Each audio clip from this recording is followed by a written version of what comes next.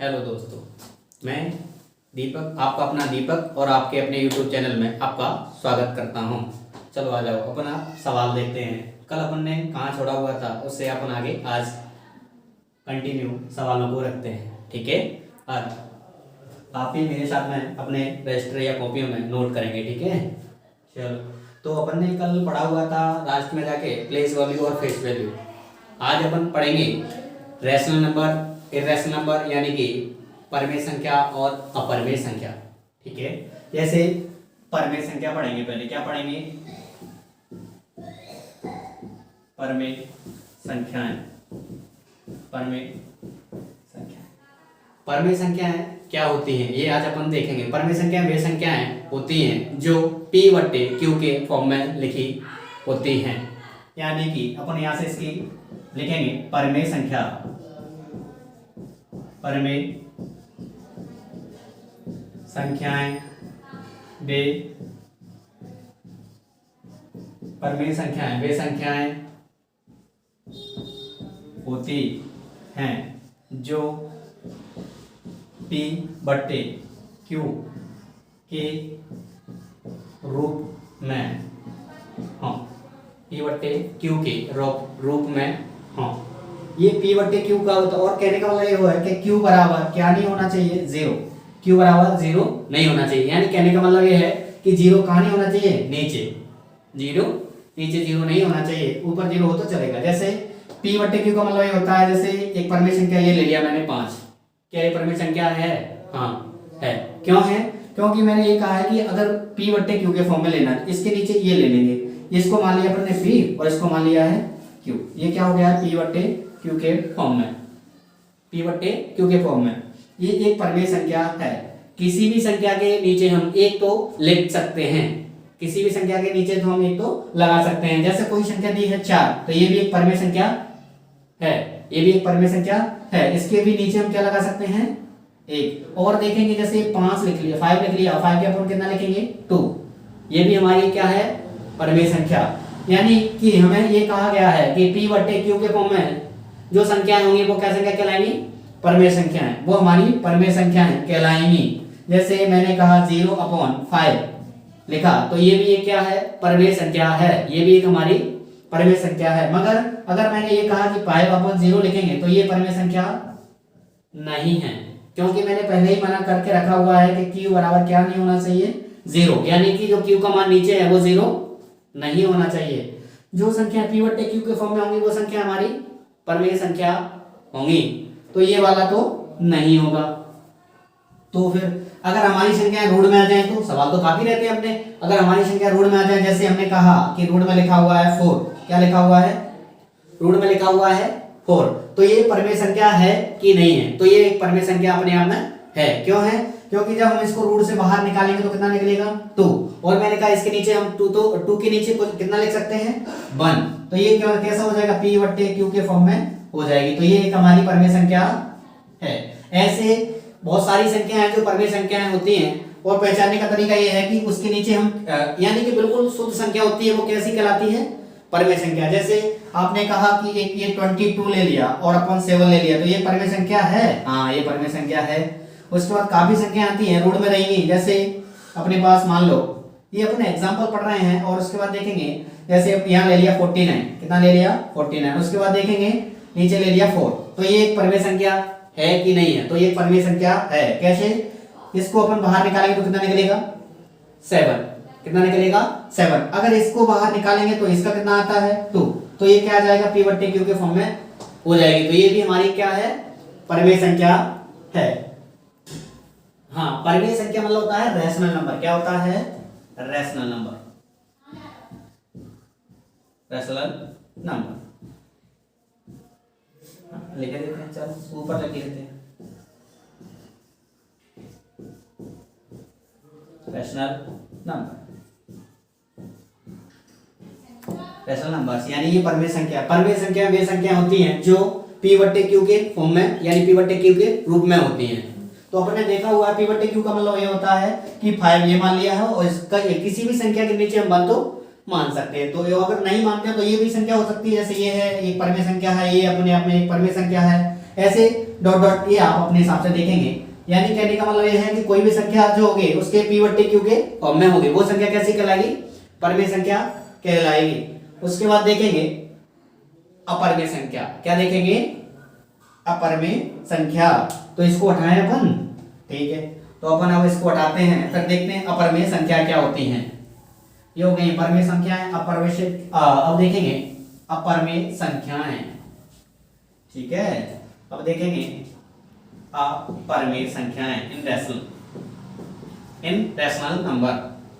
Rational number, यानी कि ये देखेंगे अपरमेय संख्याएं। अपरमेय संख्याएं क्या होती हैं? तो अपरमेय संख्याएं वे संख्याएं होती हैं जो p बट्टे q के फॉर्म में नहीं होती हैं। जो p बट्टे q के फॉर्म में ना हो वो संख्याएं अपरमेय संख्याएं कहलाएंगी। वो संख्याएं अपरमेय संख्याएं कहलाएंगी। वो क्या कहलाएंगी? अपरमेय संख्याएं कहलाएंगी जो p बट्टे q के फॉर्म में ना हो। p बट्टे q के फॉर्म में ना हो। जैसे ये देखा हुआ है अपन ने एग्जाम्पल में देखेंगे, यहाँ पहले लिख लेते हैं परिभाषा। अपरमेय संख्याएं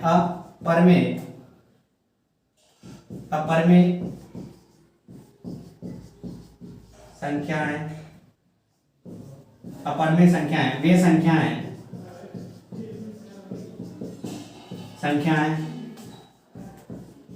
होंगी जो p बट्टे q के रूप में ना हो, यानी p बट्टे q के रूप में ना हो वो संख्याएं अपरमेय संख्याएं कहलाएंगी। जैसे अपन देखेंगे एग्जांपल में, जैसे रूट में 7, ये अपना बाहर नहीं निकलेगा। अगर ये बाहर निकल जाता तो हमारा ऊपर में हो जाता, अगर नहीं निकल रहा है तो क्या हो जाएगा? अपरमेय। तो इसके बाद देखेंगे रूट में 11, रूट में 13, रूट में 15, dot dot dot dot dot dot ऐसे ही आगे देखते रहेंगे। तो ये संख्या कैसी कहलाएंगी? अपरमेय संख्या है। क्या कहलाएंगी? अपरमेय संख्या। यानी परमेय संख्या वह संख्या होती हैं जो p बट्टे q के रूप में हो, और अपरमेय संख्या वे होती हैं जो p बट्टे q के रूप में ना हो। p बट्टे q के रूप में ना हो। एक इसमें वो ये भी होता है, जैसे अपन ने उसमें देखा था कि 22/7 लिखा होता, ये एक मेरी कैसी संख्या है? परमेय। कैसी है? परमेय। ये मेरी परमेय संख्या है, यह मेरी एक परमेय संख्या है, मगर इसका मान होता है पाई। क्या होता है? पाई। इसको अपन ने आपने पढ़ा है कि नहीं पढ़ा है, मगर ये होता है पाई, जो अपन क्षेत्रविधि में प्रयोग करते हैं। इसका मान पाई होता है। पाई का मतलब ये होता है कि इसका मान भी 22/7 होता है, मगर ये एक अपरमेय संख्या है। क्या है? अपरमेय। ये एक अपरमेय संख्या है, यानी ये परमेय होती है और ये अपरमेय होती है। जब 22/7 लिखा दिख जाएगा तो वो हमारी परमेय संख्या होगी, और जो 22/7 यानी कि जो पाई लिखा हुआ है, इसको भी लिख लेते हैं, जो पाई लिखा हुआ है ये कैसी संख्या कहलाती है? अपरमेय संख्या कहलाती है। ठीक है। तो फिर अपन पढ़ते हैं विभाज्यता के नियम, यानी कि कौन सी संख्या किससे विभाजित होंगी या नहीं होंगी, वो अपन अब देखते हैं। ठीक है। अब पढ़ते हैं अपन विभाज्यता का नियम। चलो कल से फिर अपन इनको सवालों को लगाएंगे। जो चीज अपन ने पढ़ी उनके सबके एक एक दो दो सवाल होंगे, और कल आपको लिख के दिए जाएंगे, वो आप सारे घर से भी करेंगे और यहाँ भी सॉल्यूशन करेंगे। ठीक है। तो अब अपन पढ़ रहे हैं विभाज्यता का नियम, यानी 2 से विभाजित, 2 से विभाजित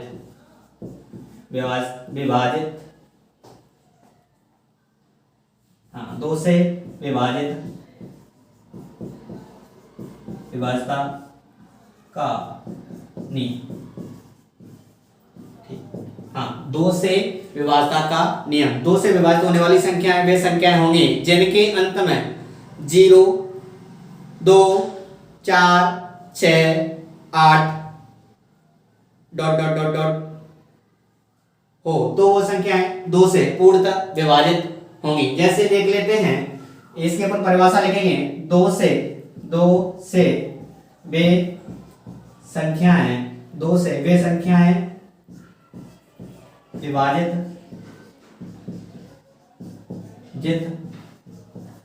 होंगी जिनके अंत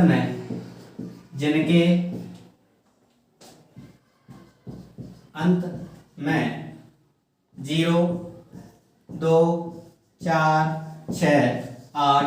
आप कहोगे 10 लिखो, तो 10 के लिए हमने यहाँ 0 लिख लिया, ये अंत में 0 ही आ रहा है, इसलिए अपन कहेंगे 2 4 6 8 अंक हो। क्या हो? अंक हो। तो वह संख्या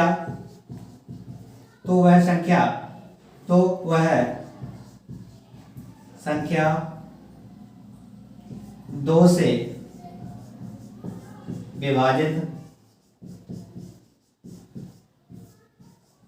होगी। तो वह संख्या 2 से विभाजित होगी। एग्जाम्पल के तौर पे देखेंगे, जैसे मेरे पास लिखा हुआ है संख्या ये आ रही है अपने पास, ये वाली, तो ये वाली संख्या क्या है? 2 से विभाजित है, क्योंकि लास्ट में क्या आया हुआ है अपना, इसमें से आ रहा है, हाँ, तो एक 0 आया हुआ, इसलिए 2 से विभाजित है। और देख लेते हैं, जैसे ये है हमारे पास ये, तो इसमें लास्ट में क्या आया हुआ है? 2, तो ये भी 2 से विभाजित होगी। यानी कि अपन ने कहा हुआ है 2 से विभाजित होने वाली संख्या वह होगी जिनके अंत में 0 2 4 6 8 आदि अंक हों, तो वह संख्या 2 से पूर्णतः विभाजित होगी। एग्जाम्पल के तौर पे ये है, जैसे इसके लास्ट में क्या आ गया है? 0, तो ये 2 से पूरी तरह विभाजित हो जाएगी। कहने का मतलब ये है कि हमको इसमें भाग देने की जरूरत नहीं है, ओनली क्या अंक देखेंगे? लास्ट का। अगर ये नियम हमको याद है तो हम ओनली लास्ट का अंक देखकर ही बता देंगे ये पूरी संख्या 2 से पूर्णतः विभाजित हो जाएगी। अगर ये देखा तो ये पूर्णतः विभाजित हो जाएगी। अगर ये लिखते हैं 9 6 5 3 4, तो ये संख्या पूर्णतः विभाजित हो जाएगी। अगर मैंने कहा इनमें से कोई भी अंक लास्ट में आता है, जे वाले अंक लास्ट में अगर आते हैं, तो ये संख्या पूर्णतः 2 से विभाजित होंगी, 2 से पूरी तरीके से विभाजित होंगी। और भी एग्जांपल, जैसे अगर लास्ट में 6 आ जाता है तो वो संख्या भी 2 से विभाजित होगी। अगर 8 आता है तो वो संख्या भी, कितनी बड़ी से बड़ी संख्या आ जाए, कितनी बड़ी से बड़ी संख्या हो, अगर लास्ट में हमने देख लिया कि या तो 0 या सॉरी हाँ 0 2 4 6 8 ये अंक आ जाए तो वह संख्या 2 से पूर्णतः विभाजित होगी। तो हमने इसमें ये नहीं है कि हम पूरी तरीके से इसमें भाग दे के देखेंगे, हमको ओनली क्या देखना है? ओनली और ओनली लास्ट वाला अंक देखना है। अगर लास्ट वाला अंक देखेंगे तो वह संख्या पूर्णतः 2 से विभाजित होगी। ठीक है, आप एग्जांपल समझ गए होंगे। अपन अब देखते हैं 3 से विभाजता का नियम। 3 से विभाजता का नियम देख रहे हैं अपन, 3 से विभाजता का नियम अपन अब देख रहे हैं। 3 से विभाजता का नियम, 3 से विभाजता का नियम। हाँ, 3 से विभाजता का नियम। हाँ, 3 से विभाजता का नियम वो होता है जो संख्याएं, यानी अपन लिख लेते हैं 3 से विभाजित, 3 से विभाजित, 3 से विभाजित होने, 3 से विभाजित होने वाली वह संख्या होगी जिसके सभी अंकों का योग 3 का गुणज हो। क्या हो? 3 का गुणज हो, तो वह संख्या 3 से पूर्णतः विभाजित होगी। तो वह संख्या 3 से पूर्णतः विभाजित होगी। तो वह संख्या 3 से पूर्णतः विभाजित होगी। जैसे अपन देख लेते हैं एग्जांपल तौर पर, जैसे ये लिखा हुआ है 6 9 3 6 9 8 1 5 4। अब आपने कहा कि अगर हम इसमें 3 से पूर्णतः अगर ऐसे भाग दे रहे हैं, जैसे अपन एग्जांपल तौर पर देख रहे हैं, 3 से भाग देंगे, 3 1 जा 3, तो यहां से देखा तो यहां से बचा 0, फिर नोट करेंगे इसको 6 को, 3 2 जा 6, यहां से देखा 0 बचेगा, फिर इसको अपन 9 को नोट करेंगे, फिर देंगे 3 से तो 3 बार जाएगा, फिर अपन 8 नोट करेंगे यहाँ, तो फिर अपन देखेंगे 8 आ गया है, उसके बाद अपन पढ़ेंगे तो 6 और 2 बार जाएगा, यहाँ से 2 बचेगा और यहाँ 2 बार गया है, फिर अपन ऐसे नोट ऐसे करेंगे तो काफी टाइम लग जाएगा। इसलिए अपन इसको क्या पढ़ रहे हैं, विभाजक का नियम पढ़ रहे हैं, यानी पहले ही अपन ऐसा इसकी कुछ ऐसी खोज कर रहे हैं जिससे ये फालतू वाले काम ना करने पड़े। इसलिए अपन इसको अभी ऐसे पढ़ रहे हैं कि जो अपन को एक बार ये समझ में आ जाएगा तो फिर अपन को ऐसा नहीं करना पड़ेगा। ऐसा करेंगे तो काफी टाइम लगेगा। इसलिए हमने इसका नियम ही इसीलिए लिखा हुआ है कि 3 से विभाजित होने वाली संख्या वो संख्या होंगी जिसके सभी अंकों का योग 3 का गुणज हो या 3 का मल्टीपल हो। वही गुणज होता है जो 3 का मल्टीपल हो या 3 से पूरी तरीके से विभाजित हो जाए। जैसे अपन देखेंगे, अपन ने लिखा है 3 6 9 8 1 5 4, ये संख्या देखेंगे यह 3 से पूरी तरह विभाजित है कि नहीं। तो इसके लिए अपन ने लिखा हुआ 3 + 6 + 9 + 8 और +1 और +5 +4, इन सभी को प्लस करके देखेंगे यह 3 का मल्टीपल है कि नहीं है। तो ये देखा कितना हो गया 9 और 9 9 कितना होता है 18 यानी 18, 18 और 8 कितना होता है 26, कितना होता है 26 और फिर ये आ जाएगा 27, 27 और 5 30, 27 और 5 32, 32 और ये हो जाएगा 36, कितना हो जाएगा 36 यानी 36, 36 3 का। ये देखेंगे ये तो अपन ने पढ़ा हुआ है कि ये कितने का मल्टीपल गुणज है, 3 के गुणज में आता है कि नहीं आता, आता है 3 के गुणज में 12 बार आता है। कितनी बार आता है 12 बार। तो ये संख्या पूर्ण 3 से विभाजित हो जाएगी। मगर इसका एक और तरीका होता है वो अपन और देखते हैं कि ये अगर ऐसा करेंगे तो भी काफी टाइम लगेगा, तो मैंने कहा अपन कैसा तरीका देखेंगे। तो अपन देखेंगे यहाँ से ऐसा कर सकते हैं, जैसे अपन को देना ही 3 से विभाजित है, किससे भाग देना है 3 से, तो क्यों ना करें 3 बनाते जाएं, या तो वो संख्या 3 बनाते जाएं या फिर वह 3 का गुणज बनाते हैं जो 3 के टेबल में आता हो। तो देखो मैंने कहा 3 तो 3 की में आता है, ये हटा दिया मैंने, 3 के टेबल में 6 आता है, ये भी हटा दिया मैंने, 3 के टेबल में 9 आता है तो ये भी हटा दिया मैंने, और 3 के टेबल में नहीं आता है ना 5, मगर इन दोनों को प्लस करेंगे तो कितना बन जाएगा 9, तो ये आ गया ना 3 के टेबल में, ठीक है। और 8 1 कितना हो गया 9, तो ये भी क्या हो जाएगा 3 के मल्टीपल। यानी सारी संख्याएं हमारे एक दूसरे को बना के 9 या 9 का 3 का 3 या तो 3 या 3 का मल्टीपल बना के सारी संख्या हट रही हैं, तो वो संख्याएं पूर्ण 3 से विभाजित होंगी। समझ रहे हो कि नहीं समझ रहे हो? अगर आपको नहीं समझ में आया तो और ऑप्शन देखेंगे, जैसे ये लिखा हुआ है 8 5 6 1 4 7 2। हाँ तो ये देखेंगे, मैंने कहा अगर अपन ऐसा करेंगे, सीख तो अपन ऐसा भी गए हैं कि सारी संख्याओं को क्या करना है, अलग अलग करके सारी संख्याओं को प्लस करना है, उसके बाद देखेंगे वो 3 का मल्टीपल आ रहा है कि नहीं आ रहा है। मगर मैंने कहा आप ऐसा भी कर सकते हैं, इनको अगर हमें कितना बनाना है 3 का, ऐसा देखना है या तो वो 3 बन जाए या फिर वो 3 का मल्टीपल हो, 3 का मल्टीपल हो। देखो भाई 6 तो 3 के मल्टीपल में आता ही है, नहीं आता तो मैंने इसको बंद दे दिया, तो ये कितना हो गया 5 हो गया, कितना हो गया 5 और 5, या फिर अपन ऐसे कर दो, ये 7 और 2 कितना हो गया 9, 7 और 2 कितना हो गया 9, ये दोनों हटा दिए मैंने, 7 और 2 ये दोनों बना के 9 हटा दिया, ये 6 स्वयं हट गया है। अब मैंने ये 8 के लिए ये वाला बन यहाँ से हटा दिया, ये 9 बना दिया मैंने, और ये 5 और ये दोनों को इन जोड़ा बना दिया, ये भी 9 बन गया। तो ये संख्या पूर्ण 3 से विभाजित होंगी। आप समझ रहे हैं कि नहीं समझ रहे हैं? आपको मैं समझ रहा हूं कि अगर ऐसा करेंगे तो भी काफी टाइम लगेगा, तो वो संख्या हमें या तो 3 का, या तो वो 3 ही बनानी है या फिर 3 का मल्टीपल होना चाहिए। क्या होना चाहिए 3 का?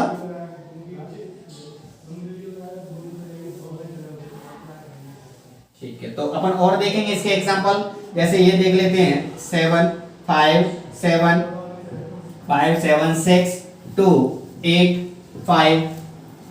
अब ये देख रहे हैं ये 3 से विभाजित होगी कि नहीं, 3 से पूर्ण विभाजित होगी कि नहीं। तो देखेंगे ये 3 का तो ये तो ठीक है मतलब बन गया। अब ये देखेंगे 5 और ये 7 और ये भी बन गया 9, यानी इन दोनों को बना दिया हमने 9, तो 9 3 के मल्टीपल में आता ही है ना, ठीक है। फिर हमने देखा एक इसको दे दिया तो कितना बचा इसके पास 4, तो ये कितना बन गया 9, ये भी हट गया। इसके पास हमने इससे बन दिया तो ये 9 बनाया हुआ है, तो इसके पास कितना बचा हुआ है 4 और 5 कितना हो जाएगा 9, ये भी संख्या 3 से पूर्णतः विभाजित हो जाएगी। नहीं तो अपन ऐसा कर सकते थे जैसे 7 + 5 + 6 + 2 + 8 और +5। हमने कहा कि इसको कितना हो गया, ये दोनों को प्लस करेंगे तो कितना हो जाएगा 7 5 12 होता है, 12 और 6 कितना होता है 18, 18 और 2 20, 20 और 8 कितना होता है 28, 28 और 5 कितना होता है 33, यानी 33 कितना होता है 33 3 के मल्टीपल में आता है। हाँ ये कितनी बार कट जाएगा 11 बार। तो ये संख्या 3 से पूर्ण विभाजित हो गई। कहने का मतलब ये है कि हमको ऐसा करेंगे तो भी काफी टाइम लगेगा, तो वो संख्या वहीं की वहीं खत्म कर सकते हैं। वो कैसा करेंगे, मैंने कहा आप ये देखेंगे कि सभी संख्याओं को या तो 3 बनाएंगे या 3 का जो मल्टीपल है उसको बनाएंगे, या 6 बना लें या 9 बना लें या 12। ये सरल तो मेरे को लग रहा है 6 बन जाए तो वो ठीक है, 9 बन जाए तो वो ठीक है, या 3 बन जाए वो ठीक है। समझ रहे हो? ठीक है, और देख लेते हैं एग्जांपल एक तो जैसे ये 8 लिख लिया, 9 लिख लिया, 5 लिख लिया, 3 लिख लिया, 2 लिख लिया। इसको देखेंगे ये 3 से विभाजित है कि नहीं, दिख रहा है कि नहीं दिख रहा है? हाँ, तो ये 3 से विभाजित है कि नहीं। तो एग्जांपल देख लेते हैं। ये कहा मैंने 3 से, ये तो ठीक हटा दिया। अब मैंने कहा ये 9 है, अपने आप में खुद 9 नहीं है तो बनाना नहीं है तो हट ही जाएगा। उसके बाद देखा इसको कुछ जरूरत पड़ रही है, इसको कितने की जरूरत पड़ रही है? 1 की। अगर मैंने इससे 1 इसको ले लिया तो इसके पास कितना बचा? 1। अब 1 इसको दे दूंगा तो ये कितना हो जाएगा? 6। कितना हो जाएगा? 6। तो ये संख्या पूरे 3 से विभाजित हो जाएगी।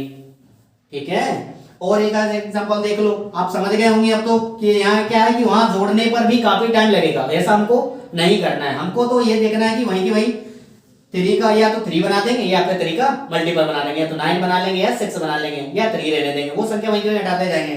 जैसे ये लिखा हुआ है, अपन अब इसको 3 से विभाजित करके देखेंगे। जैसे इसको हमको 9 तो 9 हट ही जाएगा। अब क्या है कि ये 6 भी हट जाएगा अपने आप में, 3 का मल्टीपल आता है। अब रहा हमारे पास एक तो 8 रहा है, एक ये रहा है। अब अगर मैंने इसको 1 दे दिया तो ये कितना बन गया? 9। इसके पास कितना बचा? हमने 1 इससे ले लिया तो इसको 9 बनाया हुआ है, तो इसके पास कितना बचा हुआ है? 4। हमने इसको 1 दे दिया तो ये भी क्या बन गया? 9। तो इससे हमने कितने उदाहरण लिए? एक तो इसके लिए लिया था और एक इसके लिए लिया, तो इसके पास कितने बचे? 3। तो ये भी 3 से, ये भी कितना बचा? 3। 3 से 3 तो विभाजित हो ही जाएगा। हाँ, तो ठीक है, तो यानी ये संख्या 3 से पूर्णतः विभाजित हो जाएंगी। आप बात समझ गए होंगे? ठीक है, अब लिखते हैं अपन 4 से विभाज्यता का नियम। चलो, तो फिर अपन अब पढ़ रहे थे 4 से विभाज्यता का नियम। कैसे पढ़ेंगे? 4 से विभाज्यता का नियम। 4 से विभाज्यता का नियम। 4 से विभाज्यता का नियम लिखेंगे। 4 से विभाजित होने वाली संख्या, 4 से विभाजित, 4 से विभाजित होने वाली वे संख्या होंगी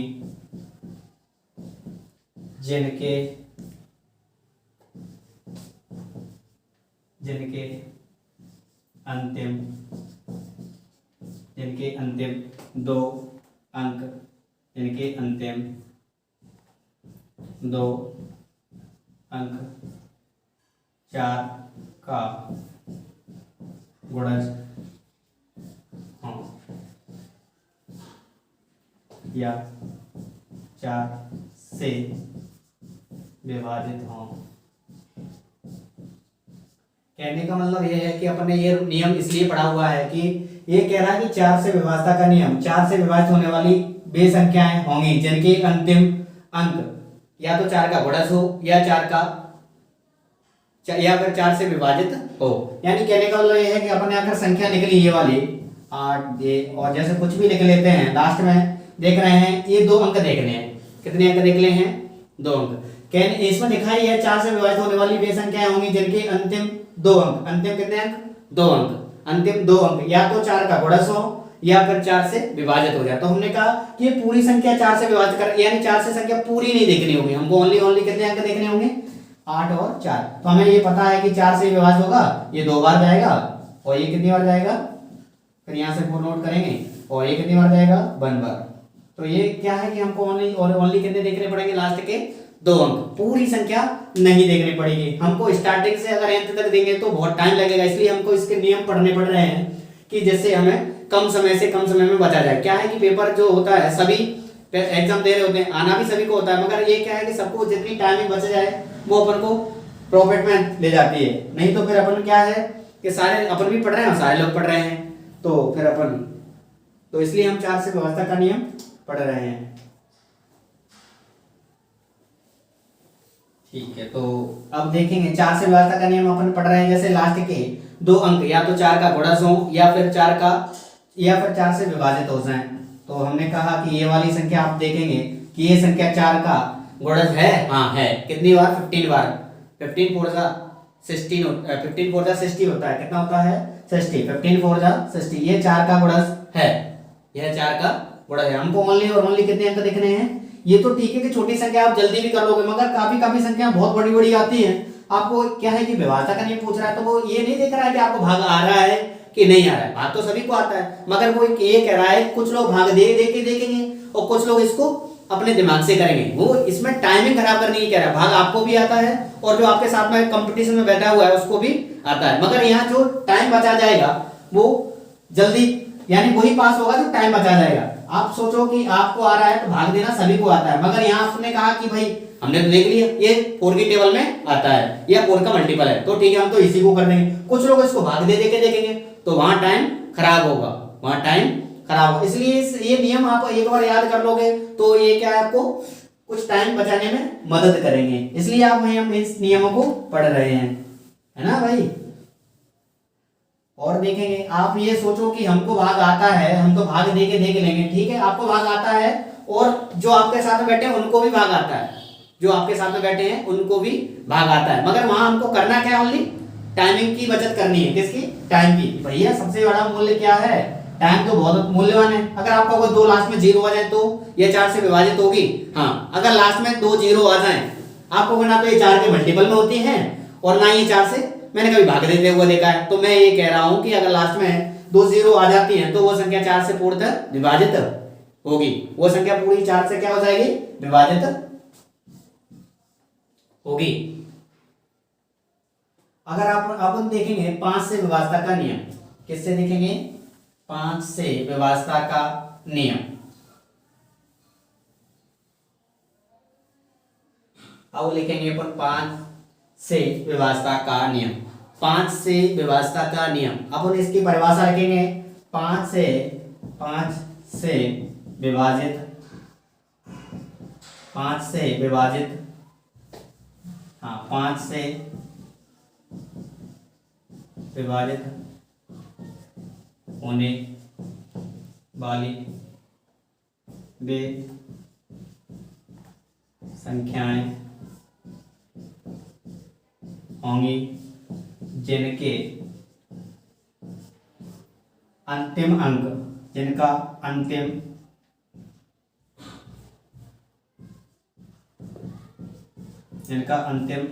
अंक यानी लास्ट वाला अंक या तो 5 हो या 0, या 5 हो या 0 हो, तो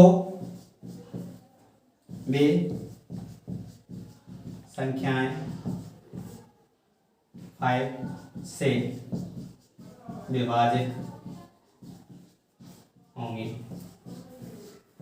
यानी ये तो वह संख्या पूर्णतः 5 से विभाजित होंगी। कहने का मतलब यह है कि 5 से विभाज्यता का नियम यह है, 5 से वे संख्या विभाजित होंगी जिनका अंतिम या तो 5 आ जाए या फिर 0 आ जाए, तो वह संख्या 5 से पूरी तरह विभाजित होंगी। एग्जाम्पल के तौर पे देखेंगे, जैसे ये अपन ने लिख लिया 5 8 9 0 0, तो हमें क्या है कि अगर लास्ट में 0 दिख रहा है तो हमको इसमें कुछ करने की जरूरत नहीं। हमने कहा कि हमने 5 का नियम पढ़ा हुआ है, हमने 5 का नियम पढ़ा हुआ है। 5 के नियम में कहा गया था कि या तो लास्ट में 0 आ जाए या लास्ट में 5 आ जाए, तो वह संख्या 5 से पूरी तरह विभाजित होंगी। तो हमने कहा भाई लास्ट में 0 आ रहा तो हमको इसमें कुछ करने की जरूरत नहीं, सेकंडों में काम हो रहा है, सेकंडों में काम हो रहा है। तो भाई क्या है कि ना तो मैं इसमें कॉपी चला, ना तो मैं इसमें पेंसिल चलाने की जरूरत है, कुछ करने की जरूरत नहीं। ओनली क्या है, थोड़ा सा दिमाग में डालने की जरूरत है कि अगर हमें ये पता है कि जो संख्या 5 से विभाजित वो संख्या होती है जिसके अंतिम अंक या तो 0 हो या फिर 5 हो, तो ये संख्या पूरी तरीके से 5 से विभाजित हो जाएगी। यानी कि इसमें फिर हमको ये नहीं कि स्टार्टिंग से 5 का भाग देते फिरेंगे ऐसे करके, फिर 5 से देखेंगे भाई ये 5 से पूरी तरीके से जा रहा है, पूरी तरीके से लास्ट में 0 आ रहा है कि नहीं आ रहा है, तो वो तरीके करने की जरूरत नहीं है, वो जाएगा ही जाएगा। अपन छोटा सा कोई एग्जांपल ले लेते हैं, जैसे ये लिखा हुआ है ये और लास्ट में दे दिया है यही मान लो ये है और इसके लास्ट में क्या दे दिया है 0, तो अपन इसको ऐसे करके सॉल्व करके देखेंगे तो 5 बन जा 5, ये 1 बार गया, यहाँ से 3 बचा, 5 7 जा 35 और यहाँ से कितना बचा 1, तो यहाँ कितना आ गया 5 2 जा 10। कहने का मतलब ये है कि ये विभाजित तो होना ही होना है, यानी लास्ट में जब 0 आती है तो उसको कहते हैं विभाज्यता का नियम, यानी जो लास्ट में 0 आती है वो कहते हैं पूरी तरीके से विभाजित हो जाना। हाँ, तो हमने ये देखा हुआ है कि ये पूरी तरीके से विभाजित हो रही है। कहने का मतलब ये है कि हमको ये गाता ना गाने की पड़े, अगर ऐसा करेंगे तो कुछ टाइम तो लगेगा ना भाई। और अगर हमने ऐसे कहा कि हमें तो लास्ट में 0 दिख गई तो हमें पता भाई ये क्या है कि आप लोगों ने पढ़ा है, आपके साथ में जो बैठा है उसने नहीं पढ़ा हो ये नियम, तो वो सोचेगा लो अब वो ऐसे करके देगा भाग तो उसको भी आता है ना, क्योंकि वो भाग पढ़ के आया स्टार्टिंग से, मगर आपको क्या आता है, एक नियम आता है। आपने एक नियम पढ़ा हुआ है कि अगर लास्ट में 5 आ जाए या 0 आ जाए तो वह संख्या पूर्णतः 5 से विभाजित होगी। तो आप भाई सेकंड टर्म कर जाओगे, वो ऐसे लगा रहेगा तब तक आप 3-4 सवाल और ना सॉल्व कर लोगे, इसलिए अपन इसको नियमों को पढ़ रहे हैं, ठीक है।